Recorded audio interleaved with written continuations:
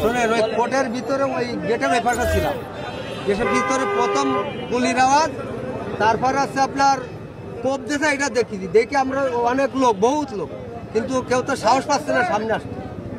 তারপরে ওই পাশে দাঁড়ানো ছিলাম, দাঁড়ানোর তারপর যখন সবাই লোকজন এক জায়গায় হলো, সেই সময় আমরা আসলাম।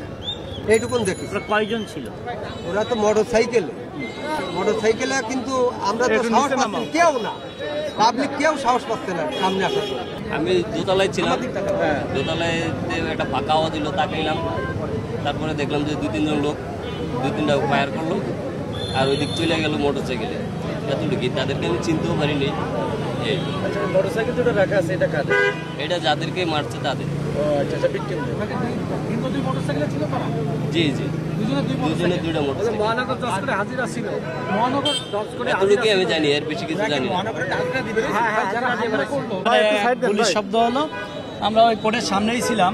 ওইখান থেকে এই রাস্তায় আসামি, তারা 6 জন আসামি হাজিরা দিতে আসছিল। শুনলাম যে 4 জনের ভিতরে ঢুকাইতেছে, আর 2 জনের আপনার জামিন হয়ে গেছে। ওরা রাস্তায় আসছে, এর ভিতরে 2টা গুলির আওয়াজ শুনে এখানে এসে দেখি যে